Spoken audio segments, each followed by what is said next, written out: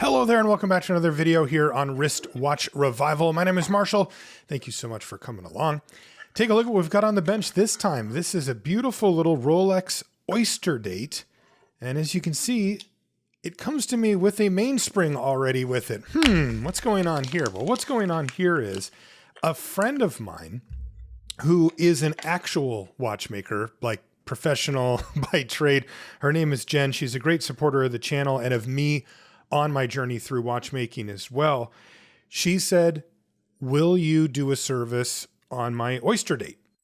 And I wasn't really sure if I wanted to take it on just because, I don't know, it's kind of made me nervous because, I mean, you don't want to screw it up for your friend, especially when she's an actual watchmaker. And plus, I know she's going to watch the video. But she said, no, I want you to do it. And I said, okay. All right, I'm ready. Let's do it. And she sent it in to me. So here it is. This is, again, it's a Rolex Oyster Date. You can see the back has that trademark, like those ridges on the back that they use specifically for Rolex. So I'm going to use the case opening tool to get the back off of this thing because you usually need one when it comes to Rolex backs because of that special back that they have on them. And as you can see, I can use these two blocks here to hold the watch in. So yeah, that's what we're going to do. We're going to just do this watch of service. She said it could use a new mainspring, but you know, she actually has access to those type of parts. So she sent me a mainspring with it. And she said if there's any other issues to let her know. But I really hope there isn't because I kind of want this one to just go smoothly, to be honest. All right. So this is how the case back opening tool works. It presses down simultaneously with being able to turn. And that's the key to getting a good lock on the back and then turning it so that you don't get a bunch of scratches on the back of the watch. And there we go. If this is your first time watching a video on the channel, first I want to welcome you. And if you're kind of wondering, well, what is this guy doing? This is what we're doing. Taking apart a watch to get to that part right there. That's the movement of the watch. That's the part that actually lets it keep time. And usually I do one of two things on this channel. I'll either just service the movement, meaning take it all apart, clean it, reassemble it, and lubricate it to make sure that it's running the best it can run. But sometimes I'll also do restoration work where, you know, I'm taking a watch that's in really bad shape, needs parts or needs the case or the bracelet or something like that to be restored. The crystal is often in bad shape. That's the glass part on the front. It's not glass. It's made of acrylic, but they call it a glass. At any rate, and get these watches back onto people's wrists. You know, I view these as little pieces of history, as important things that you can pass on from generation to generation. And I absolutely love bringing them back to life. On this particular watch, it's a little more straightforward in that the job, it's already running. So the job is just to give it a service and to replace the mainspring like my friend Jen asked me to do.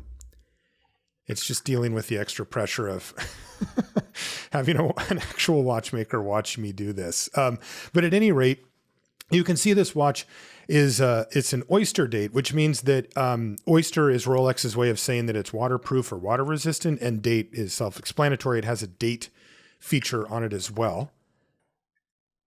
So we will need to handle that part as well. That's called the date disc, the one that actually has the numbers on it, and it's held on by a little tensioner spring. If I loosen it up like that, I can simply take the disc away.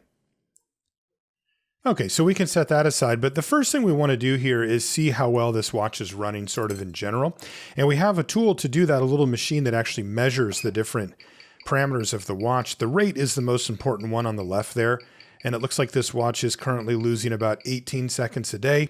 And the amplitude is also important. It's at about 200. We'd like to see that number a bit higher. So hopefully a good service on this watch will be able to raise that number up a bit.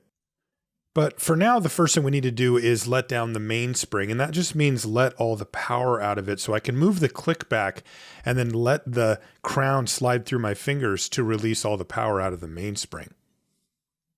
Typically, I'll take off the escapement early in the disassembly, and mainly that's just because it has not one but two very delicate parts, and it's preferable to set it aside so that they're at less risk of being damaged through the disassembly process. Turning the watch over here to the dial side, I can take apart the calendar works. This one has a very simple calendar set up. I really kind of appreciate the engineering on this.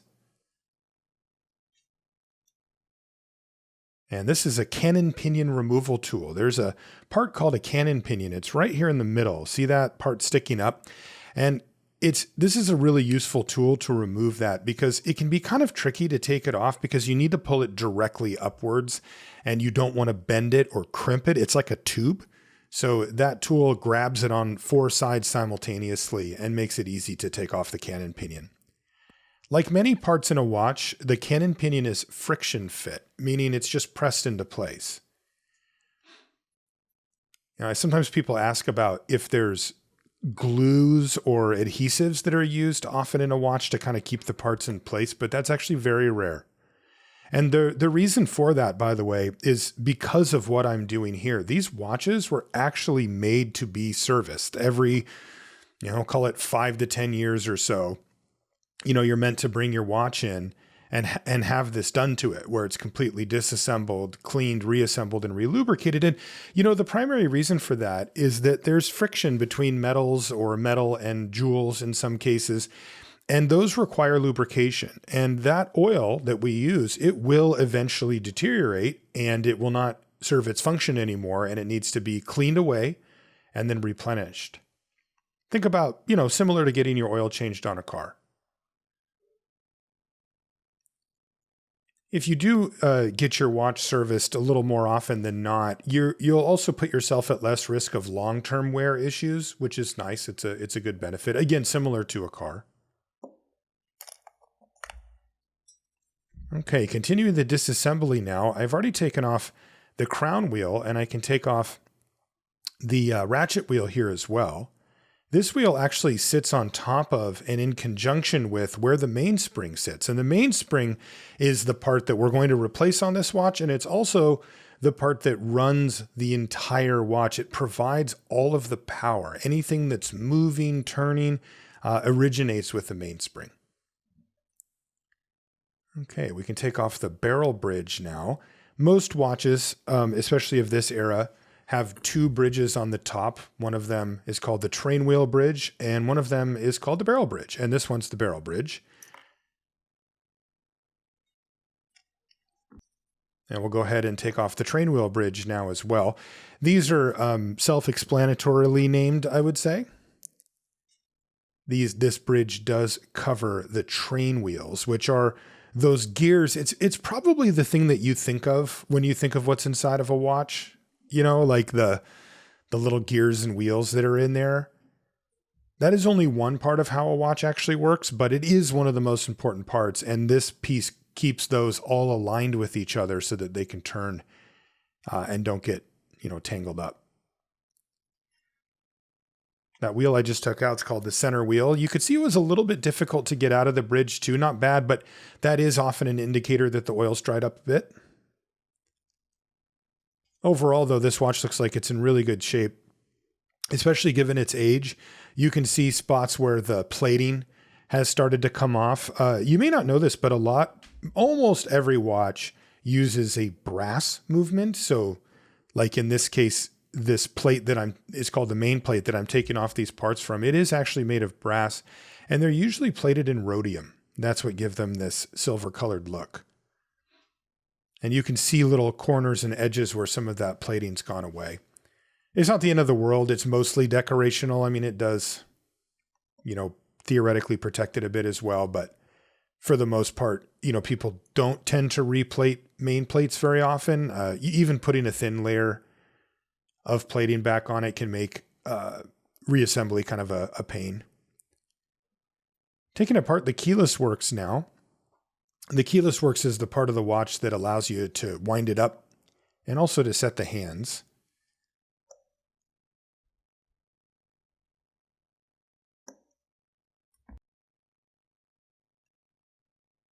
This is the other side of the movement, but this is still the keyless works. Again, this is called the setting lever spring. It pushes on the setting lever, and the setting lever is what lets you decide between I want to wind up my watch or I want to set the time. Okay, I'm going to use a plastic pointer here just to make sure that this spring doesn't fly away. This is called a yoke spring, and it is a very heavy spring for its size. And that means that it's applying a heck of a lot of pressure, and it is, let's just say, occasionally wants to jump away. And I would prefer not to have to do that. All right, so that's the movement disassembled. Let's take a look at this mainspring. This was, again, this is the part that was sent to me as a replacement. Now, it wasn't, Jen didn't say, oh, the mainspring's broken or something. This was just most of the time when you send your watch in to one of the big brands like Rolex that Jen works for, or, Omega, any of the big companies, they will replace the mainspring sort of as a matter of course. As more of a hobbyist watchmaker or restorer, it's less common to do so, because if the mainspring's still fine and working well, it can be a pain to track one down. And also a lot of people like to keep as many parts original to the watch as possible, just for sentimental reasons. So you'll often just reuse the mainspring a couple of times and then replace it if it, stops functioning well. But they are relatively cheap. And if you work for the company that actually makes the stuff, you can just go grab one out of the box, is kind of how I assume it goes. I don't actually know, but you certainly have access to parts like that in plenty. And so it just makes sense to throw in a new one. Okay, so now that everything's completely disassembled, I can put all of the parts in these little mesh baskets that then go in a slightly larger mesh basket. And these are all leading up to the cleaning process. This is, of course, one of the major steps to what we're doing. You could really break down my process as disassembly, cleaning, reassembly, plus lubrication. That's kind of how it goes. And this is a cleaning part. So this is, a big chunk of it. And I've got this machine. It's old. I think maybe from the 40s or 50s. I'm not 100% sure, but it is a dedicated watch cleaning machine. And it puts the movement parts through 3 separate cycles. This first one in this yellow fluid is a cleaning cycle, and then the rest are rinses. While this goes through, I did want to say thank you so much to my patrons. I've got a Patreon for this channel. That's a website that you can go to support some of your favorite content creators. Back in the day, it used to be only stuff on television or radio, right? But with the advent of the internet, and specifically things like this, like YouTube and podcasts, we can diversify out the types of content that we could make. A show like what I make here would never fly back in the day. But if you want to support me, it's patreon.com/wristwatchrevival, and I really appreciate it. Take a look at the movement here. That's what it looks like, completely cleaned and disassembled. And this is the mainspring. So they come in these neat little packages. And as you can see, they're pre-wound up. They already come actually wound into a disc of metal. And that disc of metal is actually meant to replicate somewhat what the barrel would hold it at. So take a look here. Silver on the bottom, blue on the top. Whenever it's painted like that, that means that's the top, and that lets you know which way to put it into the barrel. And this makes it really easy. All you have to do is just lay the spring over. And I'm just going to use my pointer, the flat end of it here, to gently move the spring down into the barrel. I do get some people that are interested in the hobby asking me, if I don't have a watch cleaning machine, what can I do to service a movement? And you actually can use one using a ultrasonic cleaner. Ultrasonic cleaners are pretty readily available on websites like Amazon and eBay and stuff like that for not a ton of money. And you can actually set up a process that allows you to fully clean a movement very well. I might add, this is what I used for quite a while until I got the watch cleaning machine.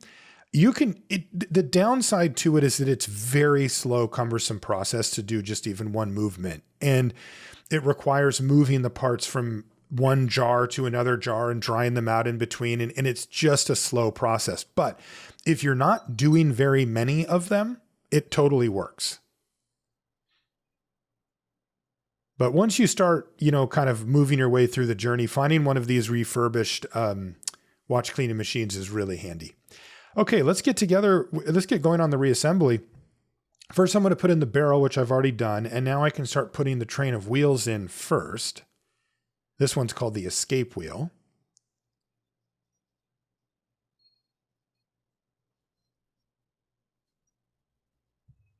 And then the third and the fourth wheel will go in as well.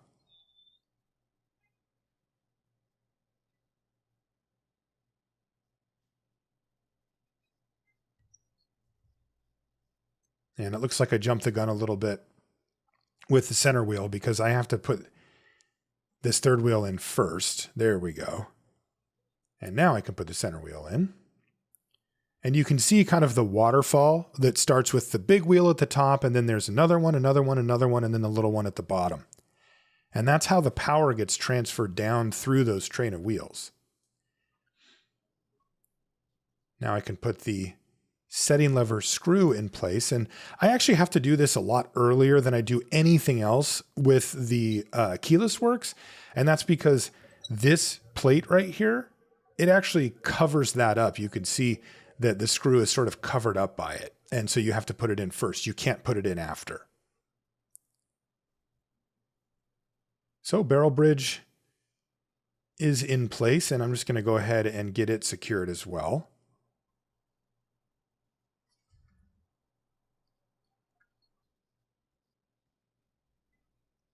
And now I can put that train wheel bridge back on.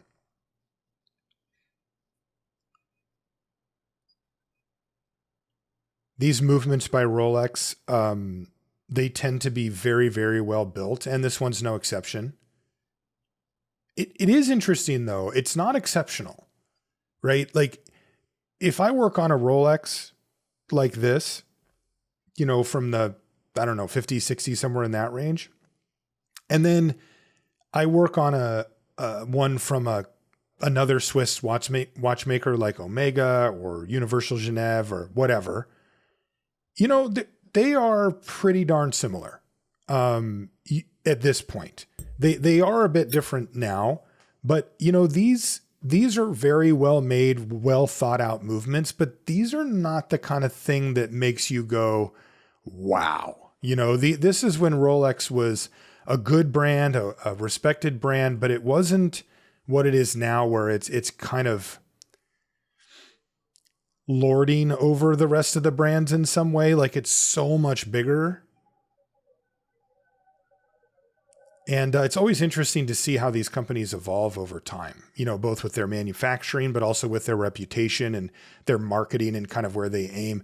You know, I'm really fascinated by watchmaking. Like, I love the repair and the troubleshooting and that kind of aspect, but watches just in general is a very big hobby.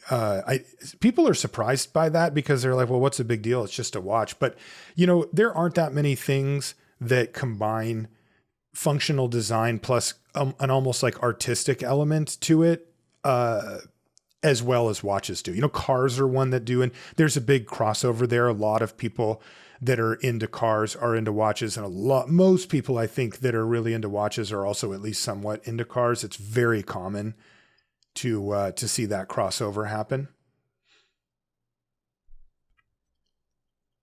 And then it becomes like any other hobby. You know, it's if other people are talking about it, then there's the rumors and the, you know, the dramas and the, can you believe this company did this and that kind of stuff. And it's just, you know, it's fun.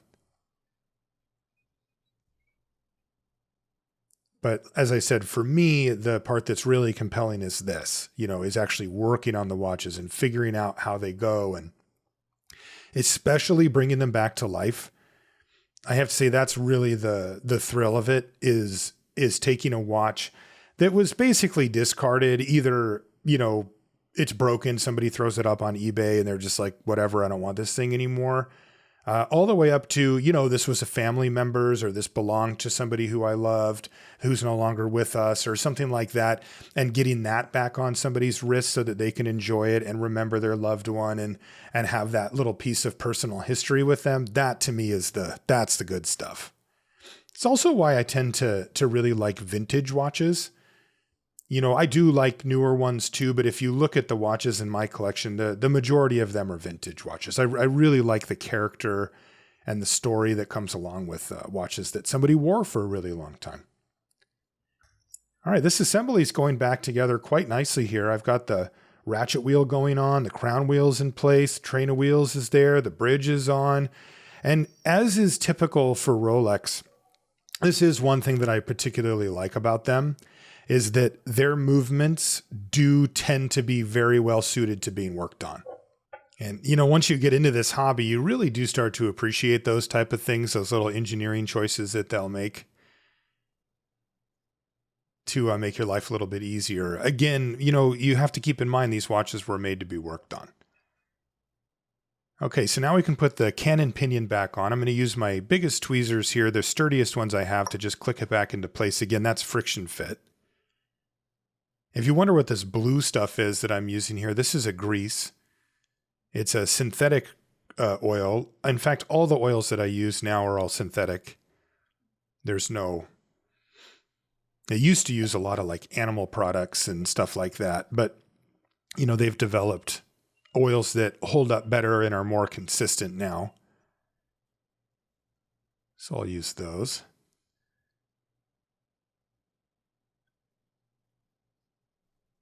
And continue putting together the keyless works and the motion works. The motion works is kind of the other part of the watch. It's interesting.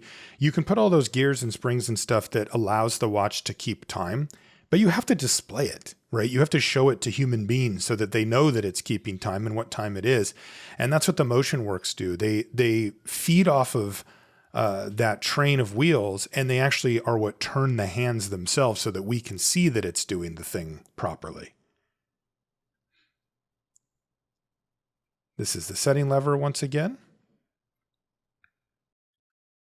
And it needs to be screwed into place. And then once again, lubrication, very important at these points. And the reason for that is because these are very much metal on metal. And you want the watch to last, right? So that's one reason to have it. Also, it works better when it's lubricated because the metal can rub against itself smoother and make it the operation of these parts easier. And then also, you know, over time you can actually get shavings of metal or something like that if it's left unlubricated or you know, unserviced for too long. Okay, let's get this flying spring in here. There we go. I've really figured out that you have to do something to keep that loop in place, and then you can kind of drag the top down to get it into place. But if you just try to put that in using your tweezers, you are taking on a major risk. Trying to put a little bit of grease here between where the spring and the yoke meet. But as you can see, I've put on a bit too much, and you don't really want too much. You might think, well, what's the big deal? And you're probably right. It's, you know, you are taught not to do it that way.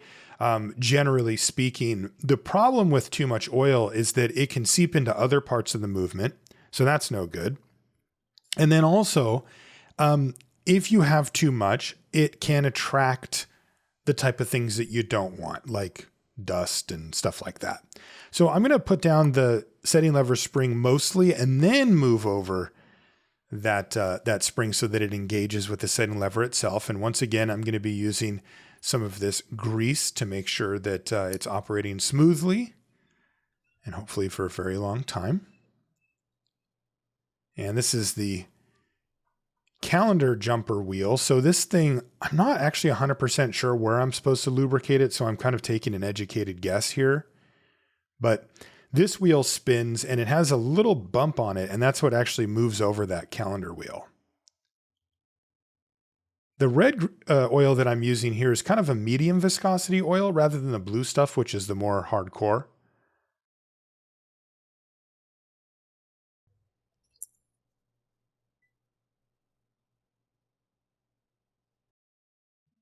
Okay, there we go.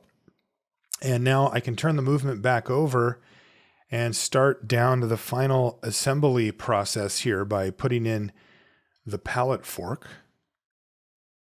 And it has a little bridge that holds it specifically into place. Interestingly, you don't actually lubricate the pallet fork pivot, the little hole, the axle, if you will. You don't actually lubricate that, primarily because it simply goes back and forth. It doesn't actually turn all the way around, so the friction is actually quite low. Also, you want the friction to be low there. So generally speaking, you don't lubricate that jewel. That's one of the few. You do end up lubricating the pallet fork itself, however, but not the jewel. Okay, I can put a little bit of wind in the watch and make sure that the pallet fork wants to jump back and forth. That means that the power is going through the watch and actually getting to the pallet fork. And now we can put in the balance and make sure that this watch is running again, which it better be. Okay, there it goes, there it goes. And now I can put the balance bridge into place. It does look like it's going a bit low on amplitude, so we'll have to keep an eye on it. Keep in mind though, I also have not lubricated this watch in the sense of the jewels themselves. And that's the part that actually affects the amplitude or the power level of the watch. So let's take it and put it on the microscope and we'll lubricate the jewels like I said. So I take a little tiny bit of my thinnest viscosity oil and that goes right here to lubricate these pivots. And this is where you actually are really striving to do a very small amount of oil rather than a lot. I see a lot of people, there's like a kind of a cup on top of those oils and on top of those jewels, and they think that you need to fill that up, but you really don't. That in fact usually means you've done way too much. The next thing though is we need to lubricate the jewels that go over the balance. Now, these are extremely important jewels because they're under heavy load all the time that the watch is running. So what we do is take them out, put them in a solvent, and that will clean off any of the old dirt, debris, or oil that may have still been on the jewel surface. Then we can put them on a piece of paper and that solvent will dissolve, it'll evaporate. And then we will very carefully take this jewel. You see it's a nice clean surface there. That's the flat part. There's also a domed part on the other end. You got to make sure you get that right. Take just a tiny droplet of oil and under the microscope, I'll show you what we do. We try to place just enough oil right in the center of this jewel. It's very, very touchy work, but boom, just like that. And that's exactly what we want to see. And then I can grab the other half of this jewel component and stick it on top. And what that does is it suspends the oil right there in the center of that jewel. And that way, when the pivot goes in there, which again is like an axle, it has a fresh supply of oil suspended directly above it to let it spin the most free that it can. Okay, so now all we have to do is put that setting back into the watch and then move this spring back over. This spring, by the way, that looks kind of like maybe a flower or a planet or something. What it does is it prevents your watch from breaking if you drop it. I know it seems weird to say that little tiny brass spring could do that, but it actually can, and it actually does. Typically, the part that's sitting in there is the part that breaks if you drop it. And in this case, it will prevent it by giving it a little bit of leeway. All right, so now a little bit of medium oil here for the center wheel. And there we go. Oh, I got a little droplet on the bridge. I'll clear that away with some Rodico. But now that it's been fully lubricated, we can put this thing on the time grapher and see how it does. Ooh, straight away we got the amplitude up to 290, a big improvement, almost 300. And after honestly quite a bit of work getting the rate and the beat error down, I've got it to really, really good. I'm super happy with it and certainly performing better than when it came in. So service done. Now we could give a little bit of attention here to the case of this watch because I do like to clean these, right? Like I'm not going to be doing any restoration work on this case because Jen A could do a better job than me, and B, if she wanted it done, she would ask me for that. But cleaning it to me is part of the normal process of servicing a watch because, that can let you find any instances of rust. It keeps dirt and debris out so that the surfaces are properly mated together and that you don't get leaks or, anything like that. And so I'm going to go ahead and clean this. You can see the crystal has a little bit of rust wear on it from where it meets up with the bezel.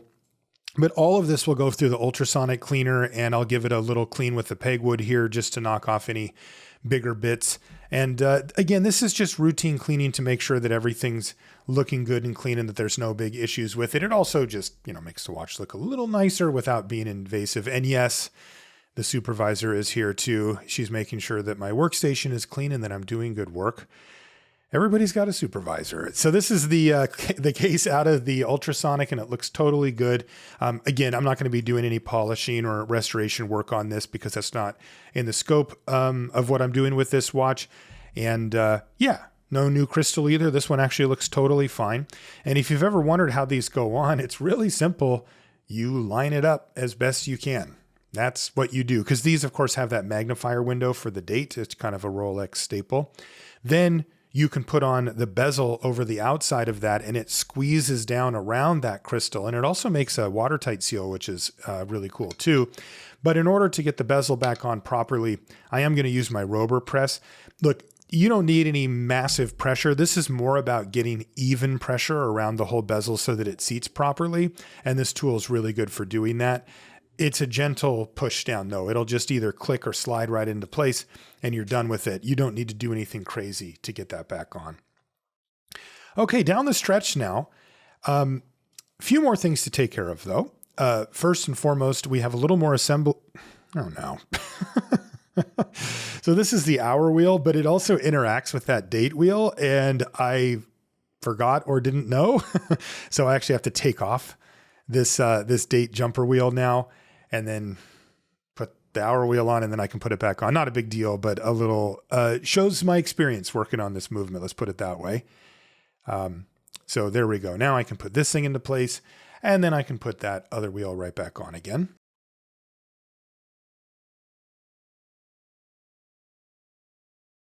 All right, so now that's back together again. We can once again continue. Now I need to put this calendar jumper spring into place. Again, this is what kind of provides the tension on the calendar ring. That's the actual ring that has the calendar numbers on it.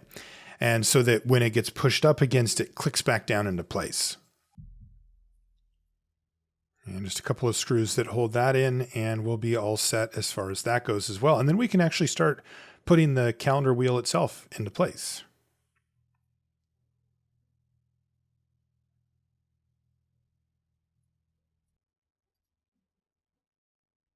Little bit of lubrication where that spring actually interacts. Well, not quite that much. Yeah, there we go. With it. And I think we'll be good to go there.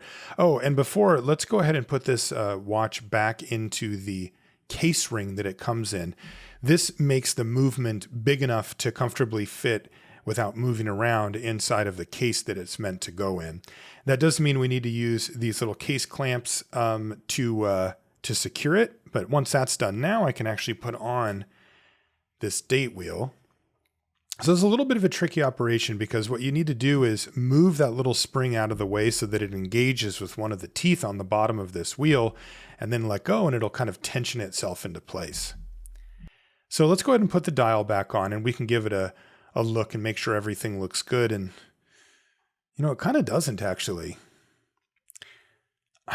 So there's a little bit of the next number showing and the number just doesn't look aligned properly and I don't like that. So this presents a problem because I realize I don't know how this is actually adjusted. Like I don't know how it works on this movement. So let's take a look and try to logic this out. The one thing that I noticed when putting back this tensioner spring is that there's two screws that hold it into place.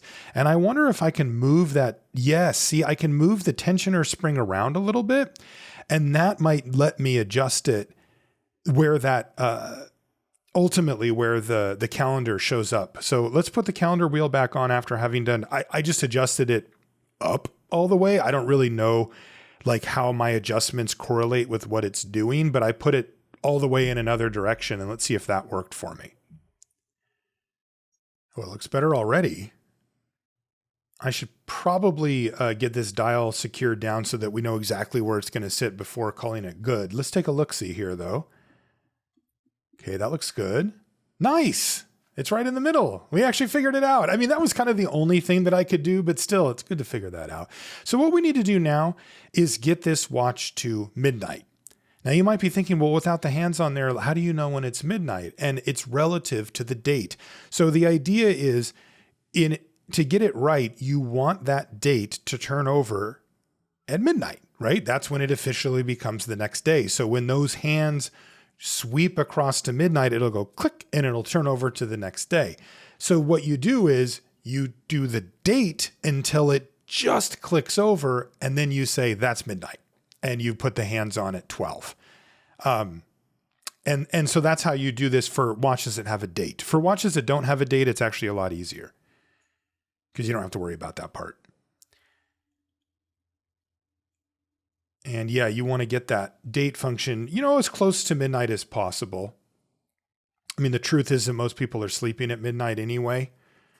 So if it's, even if it's 20 minutes off or something, it probably doesn't really matter. But, when you're working on watches, you want to get them right. You want to get everything lined up the way it's supposed to be. It also just kind of gives you a good feeling.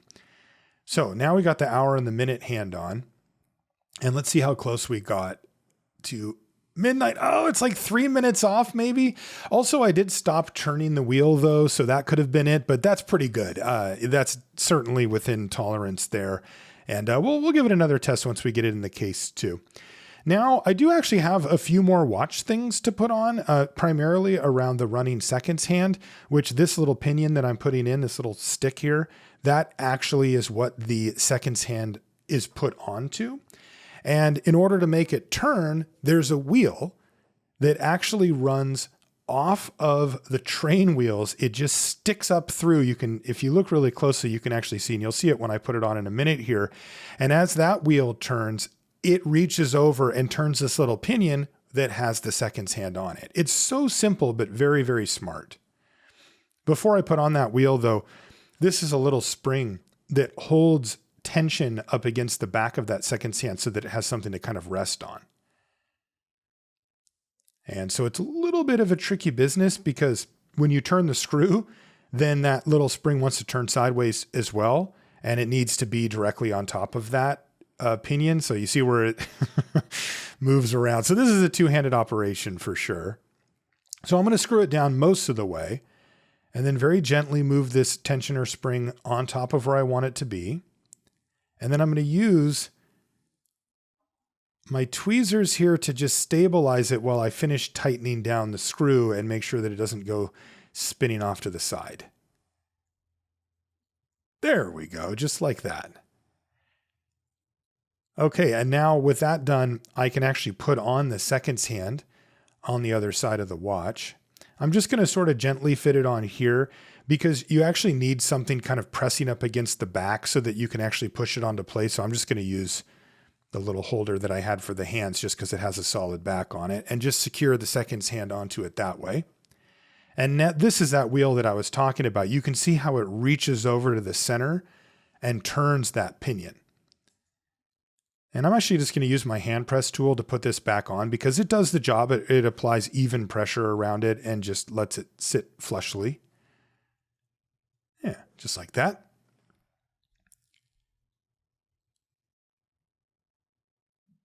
Okay, so now you can see the seconds hand is running and the watch is more or less ready to be cased up. So the next thing that we need to do here is remove the winding crown and stem. Just like that. And I'm going to use a little bit of microfiber cloth to clean up any potential residue in the case. And then I'm going to use an air blower to make sure that there's no specks of dust or debris that could be inside the case before I put the case back on.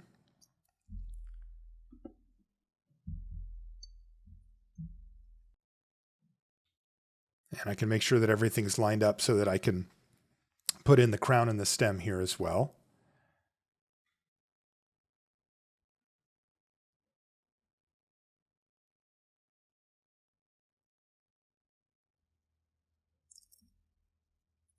And as you can see, this has a locking crown on it. I just want to make sure that everything can thread together properly there.